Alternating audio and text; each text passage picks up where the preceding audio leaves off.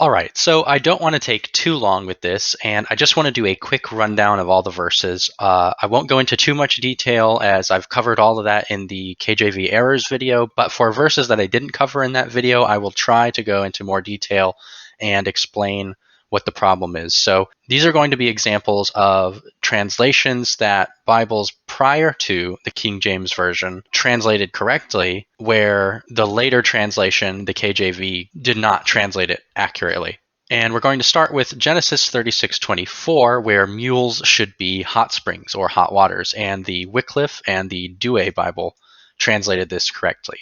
The next verse is Psalm 4:1, and where it says enlarged in the KJV, it should be delivered, relieved, or set at liberty. So the Geneva Bible, the Great Bible, the Bishop's Bible translate this correctly, and the Matthew and the Coverdale Bible translated this as comfortest me. This is an acceptable translation in the overall sense of the text, but is not entirely accurate.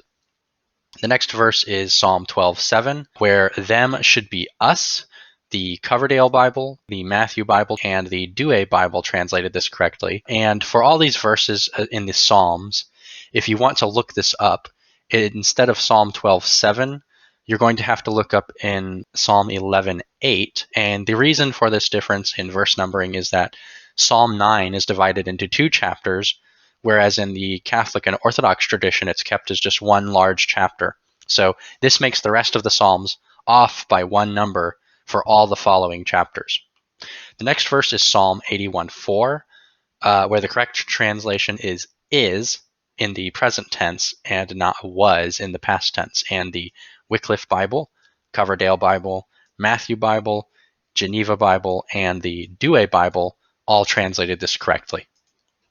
The next verse is Psalm 82:1, where congregation of the mighty should be the divine council. And the Geneva Bible and the Douay Bible translated this correctly. The next verse is Psalm 91, verse 1, where secret place, which is overly literal, should be shelter, cover, or protection.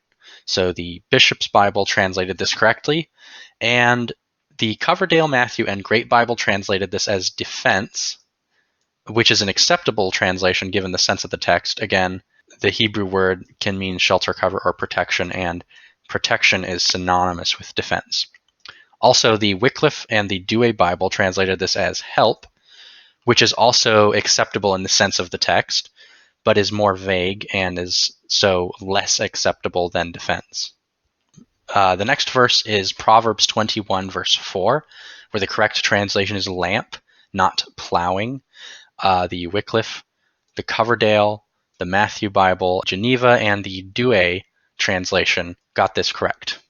The next verse is 2 Kings 22:14, where the correct translation is second district, not college. The Wycliffe, Coverdale, and Douay Bible translated this correctly. The Matthew Bible translates this as second war, and I'm not sure why or what he meant there, but he got the second part correct. The next verse is in Job 1:11. Now, this is one of the verses that I did not cover at all in the KJV Errors video, and so I'm going to go into a little bit more detail here. So where it says curse in the King James Version, and actually in pretty much all Bibles, it should say bless. The Hebrew word is bless. So, and he will curse thee to thy face should be, would he certainly continue to bless you to your face? And the Hebrew word here is yevarekeka, which means to bless. So the only Bible that translates this correctly is the Douay Bible, where it says, unless he bless thee in thy face. So it's the Satan asking God, after you test Job and make him suffer, will he still bless you and be faithful? So people say that it must be translated as curse because it's a euphemism. Of all the commentaries, forums, discussions with scholars that I've had, I have never seen any evidence of this. I've never seen any evidence that it has to be taken as a euphemism, and I've never been given a reason for this. I've only been given an excuse, and that excuse is this. The conjecture that bless means curse here comes from the misplaced notion of thinking God cannot be associated with cursing. But in Exodus 22:28, Leviticus 24:15, and Isaiah 8:21, we see kalal, which means curse, in conjunction with God. So using curse in association with God was established in other parts of the Bible even before 1 Kings. So one would have to argue from some kind of pattern found in other biblical writers, along with the author of Job, showing that they specifically felt compelled not to associate a person cursing God, even though Moses and Isaiah had. The next verse is Job 3:8, where mourning should be Leviathan. The Wycliffe Bible, the Coverdale Bible, and the Douay Bible translated this correctly. Turning now to the New Testament, in Matthew 2:1, the Greek word magos means sorcerers or astrologers, not wise men. So the only translation that I saw that got this correct was Wycliffe, where it uses the Middle English word for astrologers. The next verse is Matthew 23:24, where strain at should be strain out. The Tyndale, Coverdale, Matthew, Geneva, Great, and Bishop's Bible translated this correctly. The Douay Bible entirely avoids using this preposition. It avoids the problem. So technically, saying strain is correct, since the Greek word here means to filter or strain. The next verse is Mark 6:20, where observe should be protected. And the Wycliffe Bible, Coverdale Bible, and the Douay Bible translated this correctly. The next verse is Luke 1:28, where it says highly favored in the KJV, it should be full of grace, or it should be thou that art made accepted. And you can actually compare this same verb in Ephesians 1:6. The Wycliffe Bible, Tyndale Bible, Coverdale Bible, Matthew Bible, Great Bible, and the Douay Bible all translated this correctly. The next verse is Luke 2:14, where goodwill towards men should be peace to men of goodwill. The Wycliffe and the Douay Bible translated this correctly. The next one we have is also a somewhat complicated verse, Romans 3:23, where it says, come short, it should be read as do need. So this is a very popular verse that people know. For all have sinned and fallen short of the glory of God. Well, that's an incorrect translation. The Greek word is eusterio, which means to want, need, be in wait of, fail to be a partaker. And another definition is to be left behind in the race and so fail to reach the goal. But basically, this can all be summarized in the word need. So the praise that God has and deserves of himself is the goal of this race of salvation, using an analogy. And while a sinner is not yet there, it's the end goal to share in that praiseworthy quality nonetheless. The Coverdale Bible is acceptable as it says, for they are sinners and wait the praise that God should have of them. This is important because the New Testament doesn't say that we will always come short of God's glory. It says he regenerates us into new creatures and we participate in the divine nature. So the Coverdale translation is actually suggesting sinners await the glory of God, which they can eventually share in. This is a wonderful way of expressing this. The next verse is Romans 4:6, where count is the correct translation, not impute. And the Wycliffe Bible translated this correctly, also the Coverdale Bible. And the problem here is that imputation is an interpretation provided by Reformed theology's justitia alienum, where righteousness is alien to or completely outside of the saved person. The Douay Bible translates this as reputeth, which basically just means to esteem, regard, or consider. And this is translated from the Vulgate from acceptofert justitiam, which means accepts as bearing justice.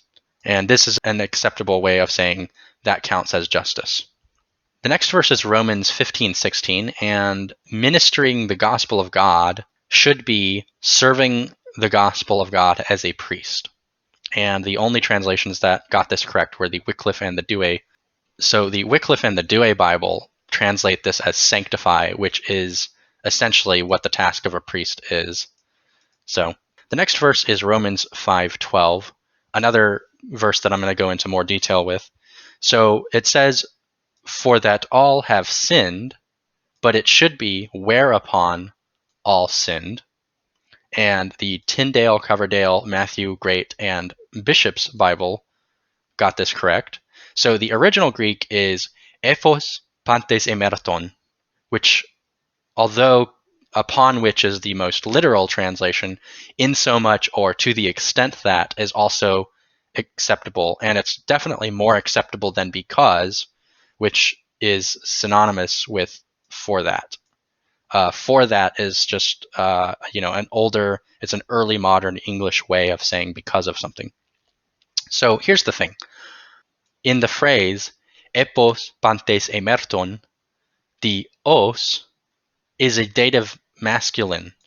Therefore, it is referring back to the most immediate prior masculine noun, which is thanatos. So it's death that passed to all, not sin.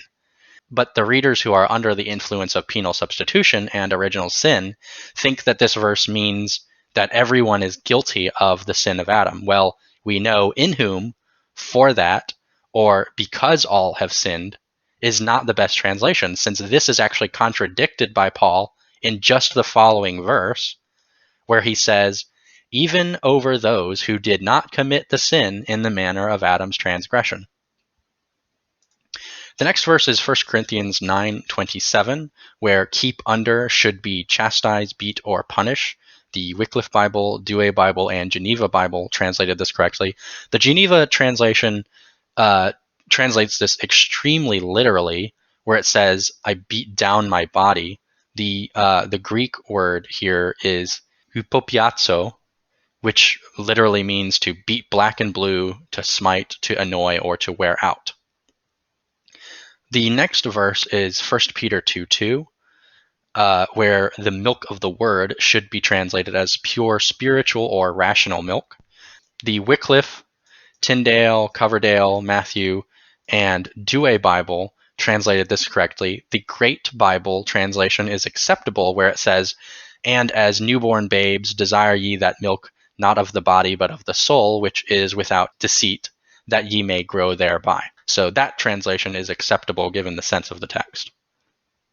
The next verse is Hebrews 10:23, where profession of our faith should be of our hope, and pretty much every single translation that came before the KJV translated this correctly, and I'm not even sure why the King James Version reads this as faith instead of hope. And the last verse is Revelation 16:5, where the KJV says, "Which art and wast and shalt be."